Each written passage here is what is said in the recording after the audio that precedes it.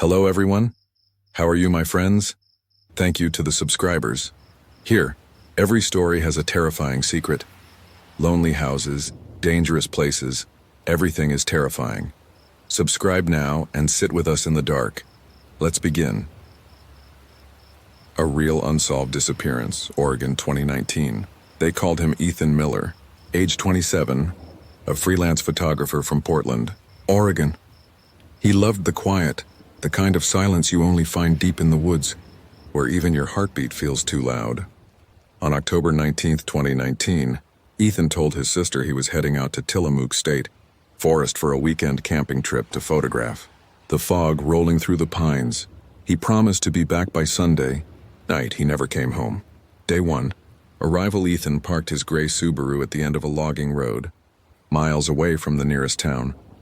The forest swallowed the sound of his engine as soon as he turned it off. He left a note on his dashboard. Gone hiking, back Sunday night. If not, call for help. By noon, the fog had already begun creeping through the trees. It was thin at first, gentle, almost beautiful. But it carried a smell, damp and strange, like old wood soaked in something rotten. He followed a narrow trail, his camera clicking every few minutes. The woods were silent, no birds, no insects, not even the wind. Only the faint, rhythmic creak of branches shifting somewhere above. When night came, the fog thickened. Ethan realized he'd walked much farther than he planned. His GPS was dead. His phone had lost signal hours ago, and then he saw it. A cabin, standing alone in the fog, its wood dark and wet like it had been waiting for him.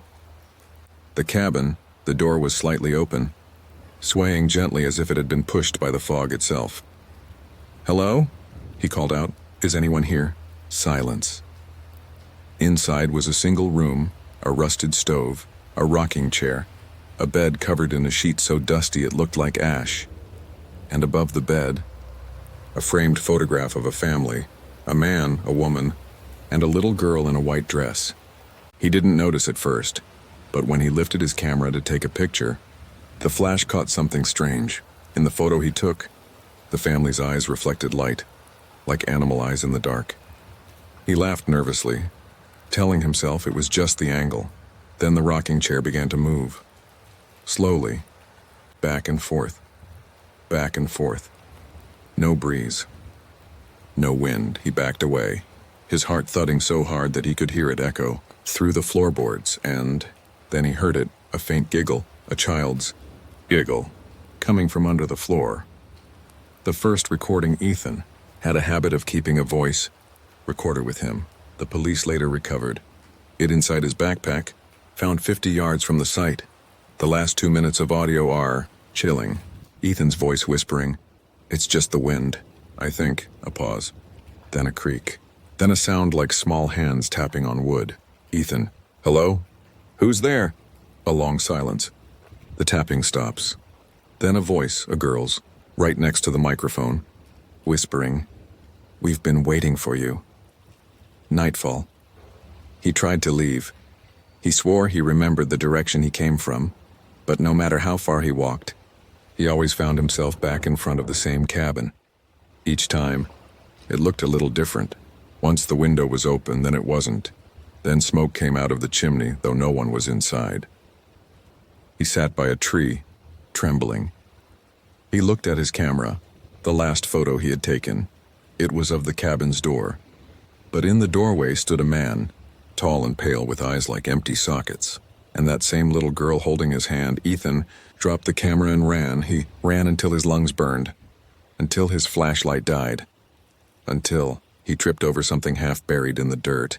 It was a photograph, the same one from inside the cabin, but now there was a fourth person in it, Ethan. Aftermath search teams found his car 3 days later, untouched. They followed his boot prints deep into the forest. The track stopped suddenly in the middle of a clearing. No cabin, no tent, no sign of fire, only a circle of blackened soil, and a camera, half melted from heat. Inside the camera's memory card was one final image, a close-up of Ethan's own face.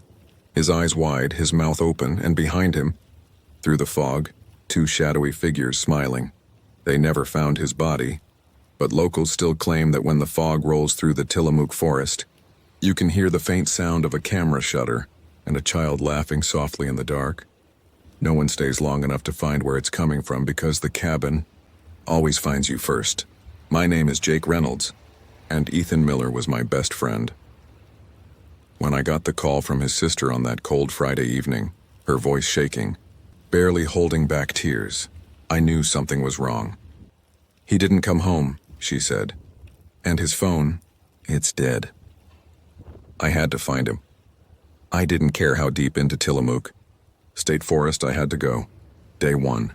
Entering the fog.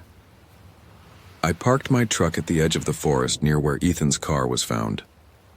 The fog was already settling between the trees, thick and suffocating. I grabbed my backpack, flashlight and walkie-talkie and told myself, it's just the forest, nothing more. But the moment I stepped into the trees, I felt a strange weight in the air, like the forest was watching me. Hours passed. I called Ethan's name every few minutes. My voice came back muffled, as if the fog itself was swallowing it. Then I found something, a photograph lying face down in the dirt. I picked it up. It was Ethan, standing in front of a cabin I had never seen before. Behind him, two shadowy figures, one small, holding a hand out. My stomach turned.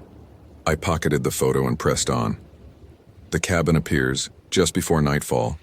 I stumbled into a clearing, and there it was. The cabin from Ethan's photo. It was more menacing in person. The wood was rotten, the windows blackened with grime. The fog curled around it like smoke, hiding it from view until you were already at its door. I hesitated.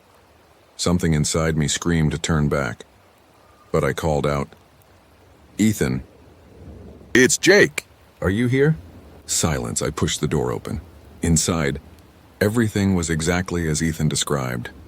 A rusted stove, a dusty bed, a rocking chair, and that photograph. The same family, except now there were 3 small shadows moving faintly behind the glass. My flashlight flickered. I froze. I could hear faint whispers, like children playing a game. I wasn't supposed to be part of that. Come closer. I spun around. No one was there, but the air grew colder, and I swear I felt hands brushing against my back. Signs of Ethan. I left my flashlight on the ground and checked my pockets. That's when I found Ethan's camera. The screen was cracked, but it still had a few last images. One of them made my blood run cold. Ethan, standing in the doorway looking terrified. And behind him, a pair of glowing eyes that shouldn't exist. I wanted to leave, but I couldn't. Something told me that Ethan was still here, that he was waiting. I called his name again. This time, I heard a faint echo, not my voice. Ethan's voice, weak and trembling, saying, "Jake, don't come closer." And then the cabin door slammed shut. Night in the fog, I circled the cabin, trying every window. They were all locked. The fog had become thick as smoke. Every step I took, the forest seemed to shift. The path I came in on disappeared, and then I heard footsteps, slow, deliberate, coming from inside the cabin. A whisper. "You shouldn't be here." I ran. Branches scratched my face, roots tripped me. When I finally stopped, gasping for air, I looked back and the cabin was gone. In its place, only fog, only shadows. And the photograph I had picked up earlier, now on the ground in front of me. I didn't touch it. I couldn't. The endless fog. I spent the next 3 days wandering the forest, calling, shouting, listening for any sign of Ethan. Every night, I heard a giggle. Every morning I found the same photograph. And sometimes, I swear I saw Ethan's face in the fog watching me. I finally left the forest, but I know I'll go back because the fog, it doesn't let go. And the cabin, it's still waiting. Somewhere out there in the thick of Tillamook, Ethan is still inside. And I know, if I go back, I might never leave.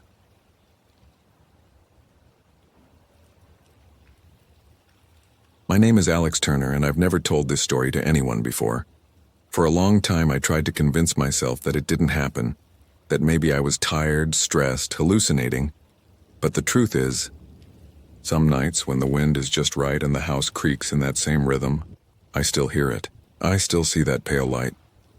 It all started when I moved to Redwood Hill, a small town in northern Pennsylvania that barely showed up on any map. I had just left my job in Philadelphia. After a messy breakup and a few months of burnout, I wanted peace, total isolation. Through an old real estate listing, I found a small wooden house for rent, built sometime in the 1940s. It sat at the very end of a dirt road, surrounded by pine trees that looked older than the town itself. The ad said, "Quiet area perfect for writing or relaxation. No nearby neighbors." That line sold me. When I arrived, it was late afternoon. The golden light of autumn made the trees glow like fire. The house looked tired but charming. White paint peeling off, front porch leaning slightly, 2 cracked windows. Inside, it smelled like dust and pine resin. It felt peaceful. The first few days were perfect. I worked remotely, made coffee every morning, and sat on the porch listening to the forest. There was this comforting silence, broken only by birds and the occasional rustle of branches. But on the 6th night, something changed. It started with a sound, faint but clear. A knock from somewhere inside the walls. Not a mouse, not the piping, too slow, too deliberate. I told myself it was just an old house settling. But the next night, the same sound came again. 3 knocks, always at 11:47 p.m. That number stuck in my mind for some reason. 147. By the 3rd night, curiosity got the better of me. I grabbed my phone flashlight and followed the sound to the back hallway. There was nothing there. Just the old wallpaper peeling and the faint smell of damp wood. When I turned back toward my room, I caught something in the reflection of a framed photo. A flicker of light outside the window, moving between the trees. A soft, pale light, almost like a lantern. I stood there for maybe a full minute, staring through the glass, waiting for it to move again. But it didn't. Just the dark forest, still as death. I tried to sleep, but I kept waking up every few minutes, convinced that someone was walking around outside. I even thought I heard the crunch of footsteps on the gravel. The next morning, I found muddy footprints on the porch. They weren't mine, and they led toward the house, but not away from it. A few days passed. I told myself it was probably some local hiker or drunk teenager messing around. But then came the voices. It was around midnight when I first heard it, a whisper from the attic. At first it was faint, like wind slipping through cracks. But then I realized it was forming words. It said my name. Alex, just once. Soft close. I froze. My heart pounded so hard I could hear the blood rushing in my ears. After what felt like forever, I grabbed a flashlight and climbed the narrow attic stairs. The air up there was freezing cold. My breath came out in white clouds. There was nothing, only old boxes and broken furniture. But on one of the beams above, I saw something carved into the wood. 11/13/1994. Don't follow the light. I stared at it for a long time. The date was almost 30 years ago. Whoever wrote that message did it deep, desperate. That night, I couldn't sleep. Around 11:47, I heard something again, this time from the basement. A faint humming followed by a low, pulsing glow that seeped through the cracks of the basement door. I didn't move. I just sat there staring as the glow slowly faded away. The next morning, I called the landlord, a man named Richard Klein. He sounded old, maybe in his 70s.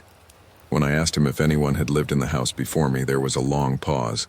Finally, he said, "That place has been empty for years, son. Last tenant went missing. Police couldn't find anything." "Why do you ask?" I didn't answer, I just hung up. After that, things got worse. Doors started closing on their own. The radio in the kitchen would turn on at exactly 11:47 p.m., playing static. One night, I woke up to find every cabinet door in the house wide open. I started keeping my shoes by the bed, ready to run. Then came the smell, a sharp metallic scent like rust or blood, seeping from the floorboards near the basement door. When I knelt down, I could hear something faint under the wood, almost like someone whispering or breathing. I couldn't take it anymore. I decided to leave. That last night still plays in my mind like a loop. I had packed my things, loaded my bags near the door. The car was ready outside, but when I stepped onto the porch, I froze. At the edge of the tree stood a figure, tall, still, holding that same flickering lantern. The light barely illuminated its face. It looked human, but wrong. The way it stood, it was too still, and then I noticed something behind it. Dozens of smaller lights moving slowly between the trees. They were coming closer. I ran back inside, slammed the door, locked it, and backed away. The lights stopped just outside the windows. The air grew colder and heavier until I could see my breath again. Then from the other side of the door, 3 knocks, just like before. 47 p.m. The lights flickered once, and went out. I must have blacked out or fallen asleep from exhaustion because when I opened my eyes, it was morning. The house was silent. The forest was normal. I left everything behind and drove until the road disappeared behind the trees. That was 3 years ago. Sometimes, when I'm driving late at night, I see faint lights flickering in the distance, moving in that same slow rhythm. And sometimes, when I wake up around 11:47 for no reason, I swear I can still hear it. That soft voice from the attic, whispering my name. It had been just 3 weeks since I left the house on Redwood Hill, but it felt longer, like I had escaped from another lifetime. I was staying in a small apartment above a coffee shop in the city, trying to convince myself that everything that happened in that house had a simple explanation. Wiring, drafts, imagination, that's what I told myself. But sleep had become impossible. Every night around the same time. 11:47 p.m. I woke up for no reason. My phone clock always showed the same digits glowing in the dark. And sometimes I thought I heard something faint beneath the hum of the city, a sound I couldn't describe, not quite a whisper, not quite wind. It always came from the corner of the room near the closet. At first I ignored it. I bought headphones, played music at night, tried to stay awake until morning. But one night when I finally turned off the lights, I noticed something strange. The reflection in the window wasn't matching the room behind me. It was subtle, just a few seconds delay. When I moved my hand, the reflection followed, but a heartbeat too late. I remember leaning closer, the city lights flickering outside, and seeing something I can't forget. In the reflection, the closet door was open, but in the real room behind me, it was closed. I turned instantly, flicking on the light. The door was still shut. I told myself I was overtired, maybe half asleep, but the next morning when I got up for work, there were muddy footprints on the floor, the same kind that led to the porch of the Redwood Hill house. I started keeping my phone recording overnight. Just audio, no video. I didn't want to see anything again. The first 2 nights there was nothing, but on the third I heard it. At exactly 11:47, a faint knock, 3 times, then silence. I tried to breathe, telling myself it was someone in another apartment, but then a voice followed, muffled, distant, but inside the room. It didn't say my name this time. Just one word, return. I deleted the recording and tried to pretend it never happened, but things only grew stranger. Whenever I turned on the TV, the static screen flickered for a moment, showing the outline of a forest. I recognized it instantly, the trees from behind the house, and then, one morning I found an envelope slipped under my door, no return address. Inside, there was a photograph. It showed the Redwood Hill house, taken from the outside, but in the upstairs window, there was a shape, a human outline, and it was looking directly at the camera. I didn't tell anyone. Who would believe me? I burned the photo that night, but the smell of smoke seemed to cling to my clothes, my hands, everything. That's when I made the mistake of checking the voicemail on my phone. I had a new message, saved at 11:47 p.m. the night before. No caller ID. When I pressed play, all I heard was breathing, and the faint sound of footsteps on gravel. The same gravel driveway that led up to the house. By the end of that week, I was barely functioning. I stopped eating, barely slept. Every reflection and every sound made me jump. Then one evening, as I was leaving my apartment, I saw something across the street. A lantern, flickering faintly, held by a tall figure standing in the shadows. Cars passed by. Lights flashed, and then it was gone. That's when I realized something awful. The whispering hadn't stayed in the house. It had followed me. The next night, I packed my things again, not to flee this time, but to go back. I don't know why. Maybe I thought that if I faced it, it would end. Maybe I needed answers. All I knew was that every road in my life now led back to Redwood Hill. When I reached the forest road, fog was covering the trees and the house stood exactly as I had left it. Silent, leaning, waiting. The porch light was on, only I had never left it on. I don't remember much after walking inside. Only fragments, the cold air, the faint glow from under the basement door. A whisper behind me saying, "You came back," and then silence. That was weeks ago. No one's heard from me since, but sometimes locals say that if you drive past Redwood Hill around midnight, you can see a faint light moving through the trees, and if you listen closely, you'll hear a voice in the wind repeating the same word over and over. My name is Ethan Cole, and I used to be Alex Turner's best friend. We met in college, shared dorm rooms, bad jokes, and too many sleepless nights talking about life. He was the kind of person who laughed easily, who made everyone feel comfortable, until he moved into that house. I didn't hear from him for almost a month after his move to Redwood Hill. Then, one night I got a text from an unknown number. It said only this: "If something happens to me, don't come here." I tried calling him, no answer. I called again the next morning, again that night for a week straight. Nothing. His number stopped working altogether. I told myself he probably changed his phone or moved back to the city quietly. But something about that last message wouldn't leave me alone. So 3 weeks later, I decided to drive to Pennsylvania and find him. Redwood Hill wasn't on most maps, but I found it after hours of driving through empty roads and fog that seemed too thick for daylight. The town looked abandoned. Gas stations with broken windows, rusted mailboxes, a diner with closed written in faded red paint. When I stopped at a small general store to ask for directions, the old man behind the counter froze when I said Turner. Then he said quietly, "You're not going up there, are you?" I asked what he meant. He shook his head. "People don't stay long on Redwood Hill, not anymore." I tried to laugh it off, but there was something in his eyes, something that told me he wasn't joking. I reached the dirt road near sunset. The trees on both sides seemed to bend inward, forming a tunnel of shadows. The air was colder there, and even the sound of my tires on gravel felt muffled, swallowed by the forest. When I saw the house, my stomach dropped. It looked exactly as Alex described it in the few emails he'd sent me before disappearing. A small white house, 2 stories with the porch leaning slightly to the right, but now it looked worse. Paint stripped by rain, the windows clouded from inside and the front door slightly open. The mailbox still had his name on it. A. Turner. I parked the car and sat there for a moment, engine running, trying to convince myself to leave, but I didn't. Inside, the air was thick with dust and that faint smell of pine he'd once mentioned. Everything was still. There were 2 coffee mugs on the kitchen table, both half full, as if someone had just left. Upstairs, I found his bedroom. The bed was unmade, his suitcase open, clothes scattered. His laptop was on the desk, screen cracked but still faintly glowing. When I opened it, the desktop background showed a single photo.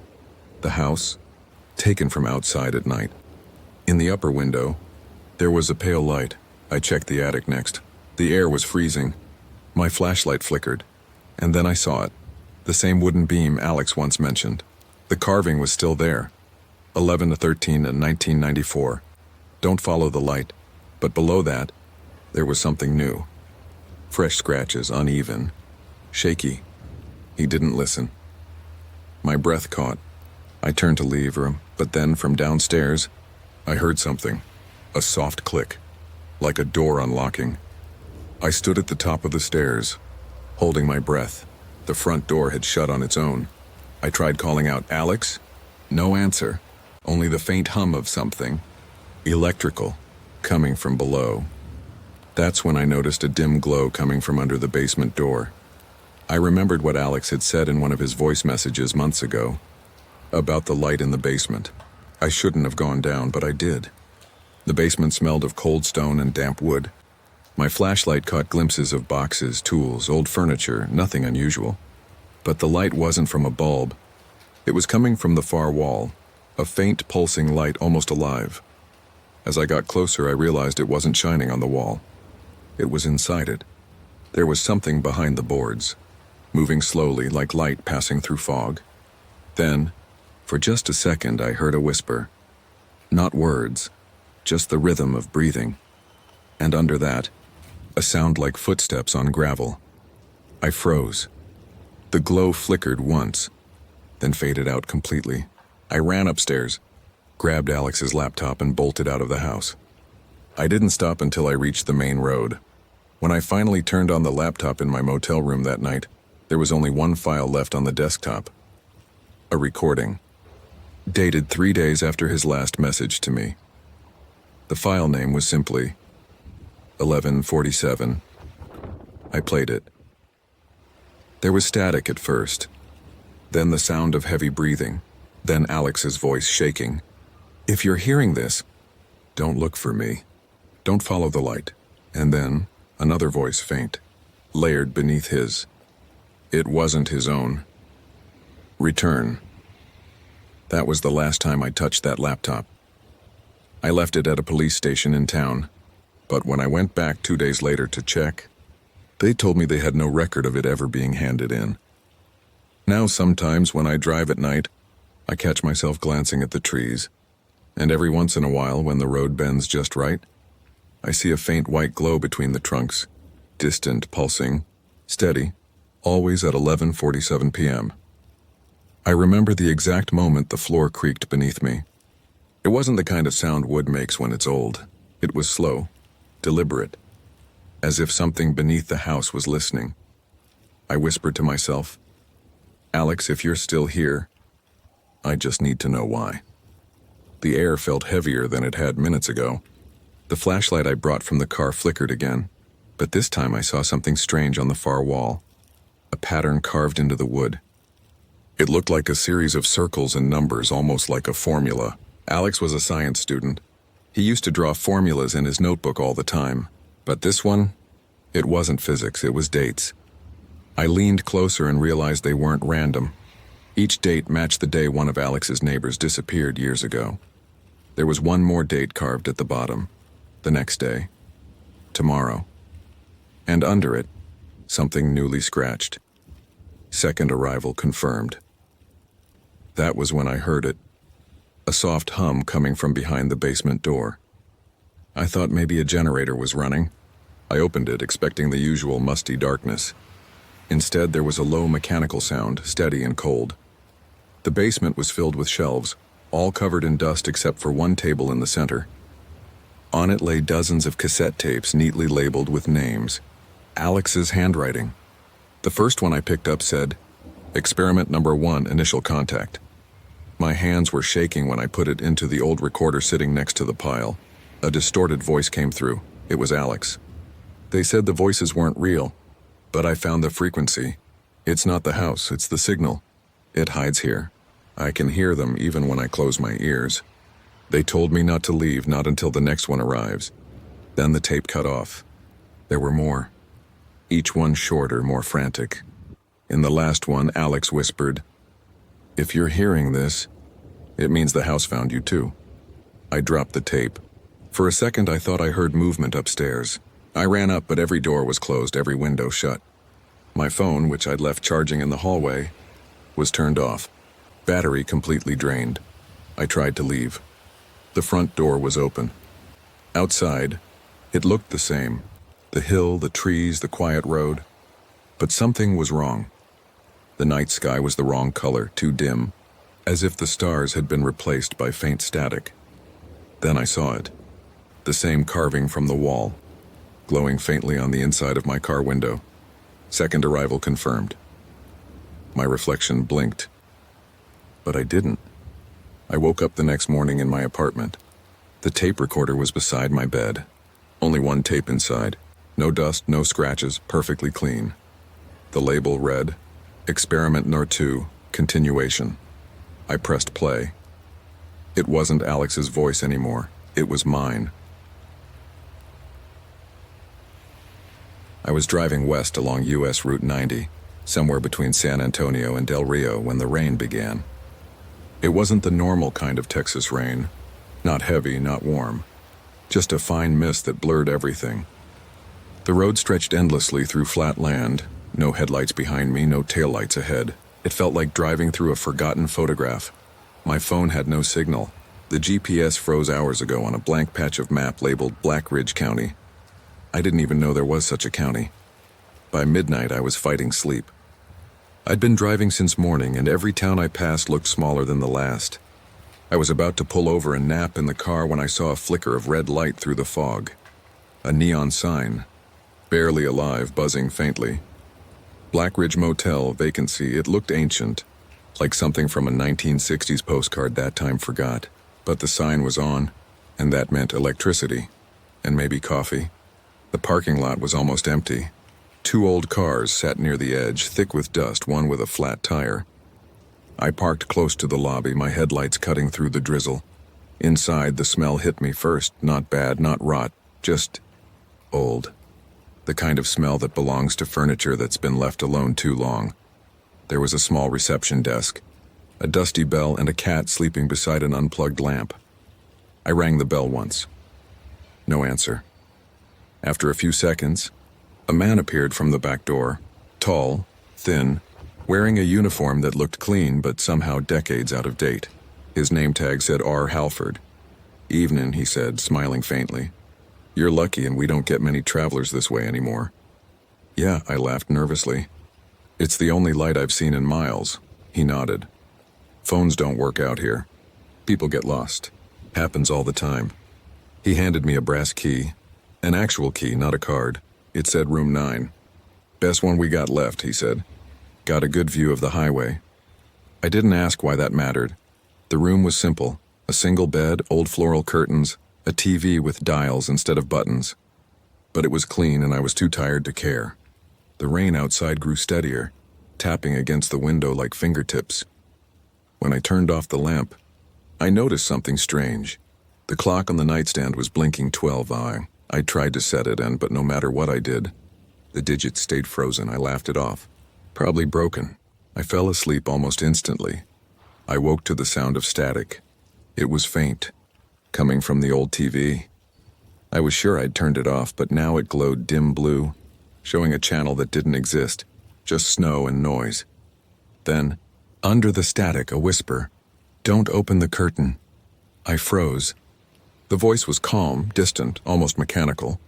I turned toward the window. Something moved behind the curtain. A shape, tall, motionless. I could see its shadow against the fabric. I reached for the lamp. It flickered once and went out. When I finally pulled the curtain aside, nothing, just rain, just the empty parking lot. But the neon sign outside had changed. It no longer said vacancy. Now it said back 4 letters, glowing red. I stepped back from the window, heart racing. The static on the TV grew louder until it wasn't just sound. It was like it was breathing. Then it stopped. The clock beside my bed blinked once, then displayed 12:01. I exhaled. Maybe I was dreaming. Maybe I was just overtired. But when I turned around, there was a wet footprint on the carpet.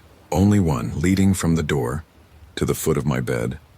By morning, the sun was out. I packed fast, grabbed the key, and went to return it. The lobby was empty again. The cat was gone. On the counter lay a small notepad, the kind motels use for guest messages. The top page read, "Check out, room 9. Beneath it, my name, written in handwriting that wasn't mine. I looked around for the clerk. The door behind the desk was open now, leading into a dark hallway that smelled faintly of rain. "Mr. Halford?" I called. No answer. The hallway ended at another door, metal with a small sign that read, "Staff only. Records. Curiosity 1." I turned the knob. Inside were shelves. Hundreds of them. Old dusty binders labeled by year, 1974, 1986, 1993, all the way to 2018. Each binder had a list of names, guest names, and next to them, one of 2 words, checked in or stayed. No one was marked checked out. My name was already there. at the bottom of the newest binder. Room 9. Stayed. The pen used was still wet. I ran out. I didn't stop until I reached my car. When I turned the key in the ignition, the radio came on by itself. Static. Then, a voice of mine whispering through the speakers, "Don't open the curtain." It's been 3 weeks since that night. I told myself I'd imagined it all. But every night, around midnight, my phone loses signal. The clock beside my bed blinks 12 on, no matter what I set it to. And last night, outside my apartment window, I saw a faint red glow, just 4 letters. Back. It had been 7 years since the last reported stay at Black Ridge Motel, and the highway leading to it was still empty, flat, and endless. Most travelers didn't notice it at all. Only the occasional trucker who mentioned seeing a faint neon glow in the middle of nowhere. I'm a journalist, investigative. My name is Daniel Carter. I had heard rumors about the motel while researching abandoned places in Texas. People spoke of it quietly, almost afraid to say the words out loud. No one ever leaves Black Ridge the same. I arrived around dusk. The highway was slick from recent rain, the same fine mist that seemed to settle over the land all year round. The motel looked like a relic frozen in time. Peeling paint, a flickering Black Ridge Motel sign, parking lot cracked and empty. 2 cars sat where I remembered from the old reports, covered in dust, one with a flat tire. I walked to the lobby. Dust coated every surface. The bell on the counter looked untouched for decades. I rang it, nothing. Then I noticed it on a small leather-bound ledger lying open on the counter. I recognized the handwriting immediately. Daniel's hands shook when he saw it. Room 9, stayed. Below it, a date. Tonight. I froze. I checked the rooms. Room 9 was still there, the key in the lock. I hesitated, then stepped inside. The air was cold, too cold for a warm Texas evening. The clock on the nightstand blinked 12, so. I remembered the stories. The missing guest from years ago. Strange voices. The warning about the curtain. I approached the window, trembling. The curtains moved slightly, though there was no wind. I peeked behind them. Nothing. The parking lot was empty. But in the reflection of the glass, I saw something behind me. A shadow. Tall, motionless, I spun around. The room was empty. Then I noticed it. The same red glow from the neon sign outside now reflected faintly inside the room. It pulsed slowly, almost like a heartbeat. I grabbed the ledger, flipping through old entries. Each name listed under stayed was someone who had disappeared over the years. Some entries were decades old. Others were recent, including the journalist who had last investigated it. I dropped the ledger. The TV flickered on by itself. Static at first, then whispers. "Don't open the curtain. Room 9 has the best view. Back." The clock blinked 12:01. I ran. I didn't stop. As I reached the highway, I looked back. The motel was dark again. The sign flickered weakly, but faint red letters were visible. Back. I keep thinking about that night. I never stayed there, yet the motel knows my name. And every night around midnight, I hear a whisper outside my window. Years had passed since I first heard whispers about Black Ridge Motel, yet the stories never left me. I'm Clara Evans, a documentary filmmaker, obsessed with abandoned places. I had collected every article, every first-hand account, every rumor about Room 9. Most people dismissed it as legend. But I had a list of the names of people who had vanished there. Some journalists, some travelers, one mysterious stayed entry from years ago that had never been explained. I drove the same desolate highway in Texas. The sky was gray. The rain had softened to mist and the road stretched empty for miles. There it was, Black Ridge Motel, exactly as the old photos showed. Peeling paint, cracked parking lot, the neon sign flickering red. I parked and stepped inside. The lobby smelled faintly of damp wood and dust. The bell sat untouched, just like the reports had said. On the counter lay a leather ledger. I recognized it immediately. The same kind used by the last journalist who had investigated it. My name was written in the newest entry. Room 9. Stayed. I froze. I hadn't even checked in yet. The hallway stretched before me, each room door slightly ajar. I hesitated at Room 9, then slowly turned the key in the lock. The air inside was cold, thick, almost solid. The clock on the nightstand blinked 12 hours. I remembered the warnings from the past. "Don't open the curtain," the voice had said. I approached. The curtain swayed slightly. Behind it, nothing but darkness and the empty parking lot. Then I noticed it. The mirror on the wall wasn't reflecting me properly. My reflection lagged a fraction of a second behind my movements. And in that reflection I saw someone else, a tall figure standing silently behind me. Motionless, faceless. I spun around. The room was empty. The TV flickered on, static. Then whispers layered, overlapping. Room 9. The best view. Stayed back. I backed away, heart hammering. The ledger on the counter flipped open by itself, pages rustling until one page stopped. Names, hundreds of names. Each one had a date, stayed, and at the very bottom a single entry. Clara Evans, stayed, 2025. I ran for the door.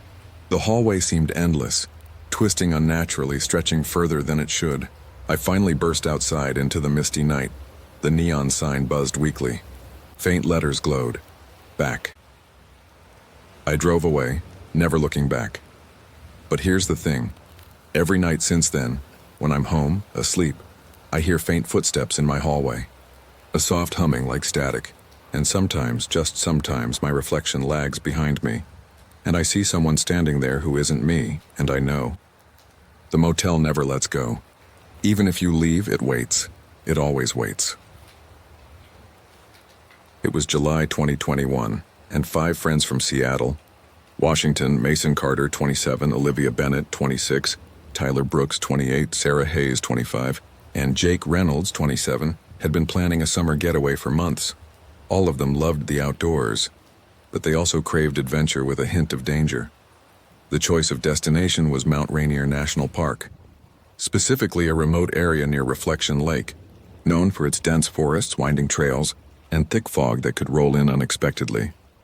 The drive itself set the tone. They laughed and played music in Mason's SUV as they left the city behind. The asphalt disappeared and was replaced by gravel roads. The air grew cooler, damp and heavy with the scent of pine. Occasionally, the fog swirled across the road, making them slow down and squint through the mist. Jake, the joker of the group, said, "If we disappear in these woods, just know I'm taking all the snacks with me." Olivia shivered, not entirely from the cool air. There was something about the way the forest hugged the roads that felt alive, like it was breathing around them. By mid-afternoon, they parked at a small trailhead, surrounded by towering Douglas firs and maples. The forest here was quiet, almost unnaturally silent. No birds, no squirrels, no rustling other than the occasional gust of wind. They unpacked their gear, planning to hike a few miles and then set up camp near a clearing. The discovery of the house as they trekked through the dense underbrush. Mason paused, his eyes focused on a shadowy outline beyond the trees. "Guys, look over there." "Do you see it?" Through the branches, they could just make out an old wooden house, set apart from any trail or path. Its windows were boarded up, the roof sagged, and the wood had darkened with age and rot. The door had multiple locks, chains, and rusted metal bars. The group stopped, staring. Tyler laughed nervously. "No one's living there. I'd bet money on it. Probably abandoned for decades." But Olivia's stomach twisted. She felt a prickle of fear run down her spine. "It's like it's watching us," she whispered. Despite their unease, curiosity got the better of them. They decided not to approach the house directly, but instead to set up camp a few hundred feet away, along the edge of a clearing beside a small stream. It was picturesque. Sunlight filtering through the trees, wildflowers by the water, the mountains looming in the distance. Perfect for a weekend getaway, except for the looming presence of the forbidden house. Setting up camp, they gathered firewood while joking to lighten the mood. Jake made shadow puppets on the tent walls. Mason and Tyler attempted to start a campfire, and Sarah tried to identify bird calls, though she couldn't hear any. The forest remained silent, oppressive, like a heavy blanket draped over the clearing. As dusk approached, the fog began rolling in, creeping along the ground like ghostly fingers. By the time the sun dipped behind the mountains, The forest had transformed. Shadows stretched unnaturally, and the forest around the clearing seemed to close in, as if isolating them from the world. They ate dinner, but the air was thick with tension. Every crackle of the fire sounded louder than usual. Every snap of a twig seemed deliberately timed. Occasionally, one of them would glance toward the house, and it seemed closer than it had been before, though no one had moved. Mason, trying to break the tension, said, "I'm going to see if the door opens." Nothing ventured, nothing gained, right? He approached the house cautiously. The boards were rotten in places, the metal locks rusted, but when he tugged on the door, it didn't move, not even an inch. "What the hell?" Mason muttered, shoving with both hands. The group gathered behind him, watching. Sarah, trying to lighten the moment, laughed nervously. "Maybe it's magic, a cursed house that nobody can enter." Olivia didn't laugh. She only said, "Let's just leave it alone." But then came the first sound. A low thumping from inside the house. Slow, heavy, rhythmic, like footsteps, but not quite human. The group froze. Even Tyler, usually unshakable, swallowed hard. "It's probably just the wind," he said, though his voice shook. The thumping stopped. Then a faint scratching emerged, nails on wood, moving along the inside of the boarded-up windows. They all took a step back, instinctively moving toward their tents. The first night's sleep was impossible. Every shadow from the fire seemed alive, stretching unnaturally, twisting toward them. The fog thickened around the clearing, curling around their tents and snatching away the warmth. Around 2 a.m., Jake woke with a start. He thought he saw a figure staring at them from one of the boarded windows. Pale, thin, motionless, he nudged Mason, whispering, "Did you see that?" Mason turned quickly. The figure was gone, leaving only the heavy, unnatural silence. Hours later, Sarah woke to a scratching noise on the tent fabric. When she peeked outside, nothing was there. But the fog seemed denser around the house, curling toward the clearing as if drawn to them. Escalating events the next morning, the group tried again to inspect the house. Everything about it seemed impossibly solid. No matter what they tried, the locks would not budge. The boards felt fused with the wood itself, as if the house had grown around them. Over the course of the weekend, strange events escalated. Their food rations vanished mysteriously. The stream they camped beside ran red for a few terrifying moments, then returned to normal. At night, they could hear footsteps circling the clearing, but no one was ever there. The house seemed to shift slightly closer each time they looked away. Tyler, always the skeptic, tried knocking on the door one night. The instant he did, a screaming wind tore through the clearing, extinguishing their fire. The temperature dropped dramatically, though the summer night was warm just seconds before. Olivia swore she saw hands pressing against the windows. Thin, pale, small, Mason felt the ground tremble beneath him, like the house itself was alive. The final night by the last night, panic had replaced curiosity. Even Jake, the bravest among them, kept looking over his shoulder. They heard whispers, faint but distinct, coming from the house, and "You shouldn't be here." At 3 a.m., Sarah jolted awake. "It's moving." The house, it's moving. The clearing seemed slightly different. The house was closer, the boards now showing gaps like staring eyes. Mason, desperate, wanted one last look. The door slowly creaked open from the inside, as if inviting them in. They ran. Branches clawed at their skin, roots tripped them. Fog swallowed their trail. They didn't stop until the forest behind them was silent again. Back in Seattle, the friends barely spoke of the weekend, but sometimes late at night, they received messages from unknown numbers. "We know you're still looking," and sometimes attached a photo of the house, closer than before, with shadowy figures standing in the doorway. My name is Mason Carter. I'm 27 from Seattle, and this is something that actually happened to me and 4 of my closest friends, Olivia, Tyler, Sarah, and Jake. I'm telling it now because people should know, and because it still haunts us. It was July 2021. We planned a weekend trip to Mount Rainier National Park, just hiking, camping, and getting away from the city. Nothing fancy, just us, the forest, and some tents. We parked near Reflection Lake, a small trailhead far from any main road. As soon as we stepped out of the SUV, the forest hit us. That smell of damp pine, moss, and something. Older, heavier, almost like it had been untouched for centuries. There was silence. Not the peaceful kind, I mean, no birds, no insects, nothing. It was like the forest had stopped breathing. We started hiking. The trail wound through towering firs and maples, sunlight flickering through the leaves. Hours passed. I don't know exactly how long. We joked, we laughed, but all of us felt watched, and then I saw it. Through the trees, a house. Not just abandoned. It didn't want anyone near it. Windows boarded, door chained and padlocked. Roof sagging, even from a distance I could feel it. Like it was alive. Guys, look at that, I said. Olivia went pale. Tyler tried to laugh it off. Abandoned, probably decades, he said. Nothing to worry about. But we couldn't shake the feeling. Something about it felt wrong. We decided to set up camp a few hundred feet from the clearing where the house stood. There was a small stream nearby, plenty of firewood, and it was far enough from the house to think we were safe. First night. That night, the fog rolled in thick. It wrapped around our tents and trees. Silent, heavy. Every crack of a branch sounded like a warning. Every rustle of leaves made us jump. At around 2 a.m., Jake woke me. Mason, I think someone's at the window. I shined my flashlight toward the house. Nothing, just the boards. But then I swear I saw a shadow, thin and pale, standing behind the wood, watching. We froze. Later, I tried approaching the door, just to see. Just to be sure, I tugged at the chain, the padlock, the rotted wood. Nothing moved. It was like the house itself refused to let anyone inside. Then came the noises, a low, deliberate thump from inside. Pause. Scratch. A sound like nails dragging across the wood. We all jumped back.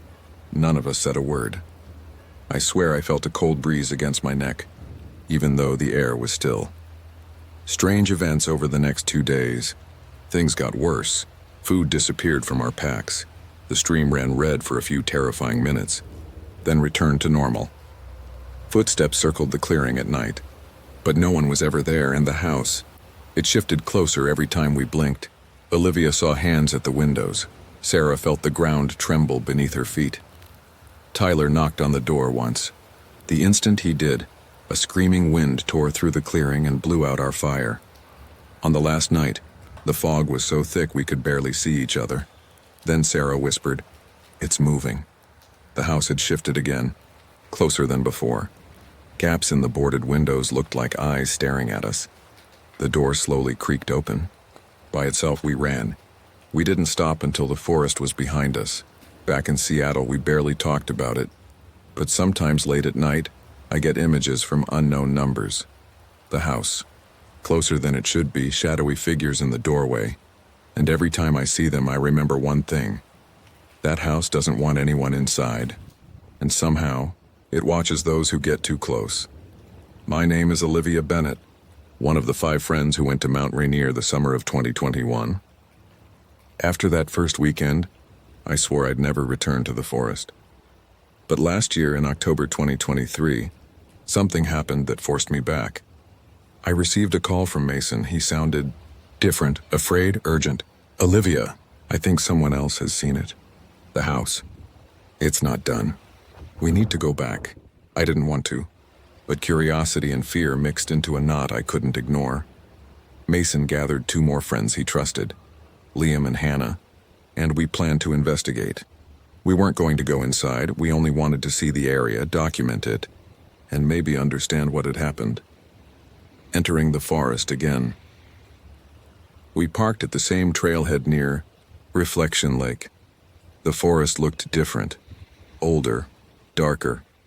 The fog hugged the ground as if waiting for us.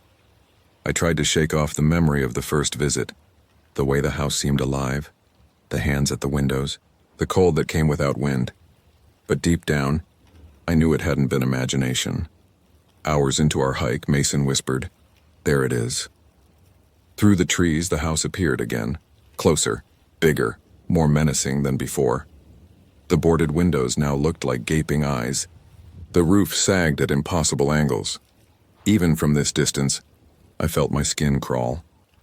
"Stay together," I said. The forest was silent. except for the occasional crack of a branch. No birds, no wind, just the house watching. The camp near the house. We set up a small camp at a safe distance. As night fell, the fog rolled in thicker than ever. The air smelled damp and decayed. Every shadow seemed to stretch toward our fire. We didn't talk much. Our flashlights scanned the forest continuously. Around 11 p.m. we heard it. A low, dragging sound coming from the house, slow, heavy, methodical, then scratching nails across the boards. Liam froze. Hannah whispered, barely audible, "It's moving inside." I felt it too. The hairs on my neck stood straight. My pulse raced. I wanted to run, but Mason shook his head. "We have to see it. Just carefully." Closer inspection, we approached, step by step. The air grew colder the closer we got. No wind, just a cold, heavy weight pressing down on us. The house didn't creak as we stepped near it. It hummed, a low vibration that traveled through the ground into my bones. Shined my flashlight at the boarded windows. For a moment, I saw a figure standing behind the boards. Not human. Thin, pale, impossibly tall. Watching. We all froze. Then it disappeared. Mason tried touching the door. Even with all four of us pushing, nothing budged. The house was fused with the earth itself. Then came the whisper. Soft, faint, but unmistakable. "Why are you here?" It wasn't the wind. It wasn't one of us. It was the house. The escalation, we backed away. The fog thickened instantly, swallowing our camp. Our fire flickered violently, almost extinguished. Then the ground trembled, unsubtle at first, then violently beneath our feet. Branches snapped around us. A shadow moved in the fog, following us silently, perfectly in step. We ran back toward the SUV. Even in the clearing, I felt eyes on the back of my neck watching. When we reached the trailhead, the house was no longer visible, but in the fog, I swear I saw the outline of a door opening slowly, as if inviting us back. Aftermath. We left the forest that night, hearts pounding. No one spoke much on the drive back. But over the next weeks, strange things happened. Our photos from the trip included shadows that weren't there in real life. Jake, who had joined Mason on the first trip, called crying one night. He had a recording of whispers, calling his name from the forest even though he wasn't there. And sometimes late at night, I wake up to images on my phone. The house, closer than ever, and silhouettes in the windows, staring at me. We all know now that the house is alive somehow. It doesn't want people inside, but it also doesn't want people to leave unscathed. And the scariest part? I know we haven't seen the last of it. The forest waits, the fog waits, and the house, it watches, always. My name is Jake Reynolds. I wasn't part of the second trip to Mount Rainier, but I was there the first time with Mason, Olivia, Tyler, and Sarah. I thought I understood the forest. I thought I understood the house. I was wrong. It all started in March 2024. I received a message on my phone from an unknown number. It had no text, only a photo. It was the house, closer than ever. Fog swirling around it like fingers. And, barely visible, a shadowy figure standing in the doorway, watching. The Callie called Mason immediately. He answered, his voice low and shaking. "Jake, it's happening again. Olivia and I tried to leave it alone, but the house, it's calling people back. The forest, it's different now." He told me he had received messages, photos, and recordings of whispers, from hikers who had never been near the house, from people in nearby towns. Even strangers on social media reported seeing the house in the fog, always closer, always empty. Until it wasn't. The decision, despite all the warnings. I felt a compulsion I can't explain. I had to see it, to understand it. I drove to Mount Rainier, alone this time. The forest was colder than I remembered, even for early spring. The trailhead was overgrown. The fog hung low, thick, unnatural. I could hear something moving behind the trees, almost synchronized with my footsteps. The arrival, I reached the clearing, and there it was. The house. Closer, bigger, darker. The boarded windows now looked like faces, twisted, staring at me. The door, Hajar. I swear it was breathing. A low, almost inaudible hum vibrated through the ground. I took a step back. Then a voice whispered, soft, chilling. "Come in. We've been waiting." No one was there, but I knew I wasn't alone. The encounter, I raised my camera, trying to document it. The instant I did, the fog thickened. It was like the house had swallowed the light. I could barely see my hands. Then I felt hands on my shoulders. Cold, thin, unhuman. I spun around. No one. I ran, tripping over roots and rocks. When I reached the edge of the clearing, I turned back. The house had moved again. Closer. The door wide open now, as if it were breathing, waiting for me to step inside. The evidence, I left a trail of photographs and voice recordings. On each, there are figures that weren't there when I took them. Shadows moving, glowing eyes, pale hands pressing against windows. I have tried showing them to authorities. No one believes me. The house is not on any maps, not in any records, yet I know it exists. It waits in the fog. Sometimes, at night, I hear Mason's voice on my phone, a whisper, pleading, "Jake, don't go back." But I can't stop thinking about it. The house, the fog, the shadows. And I know one thing for certain. Once the house notices you, it never lets go. Even now, writing this, I hear something outside my window, a low hum, footsteps. And just for a second, I see a dark shape through the fog, tall, thin, and waiting. The house is patient, and I am still here.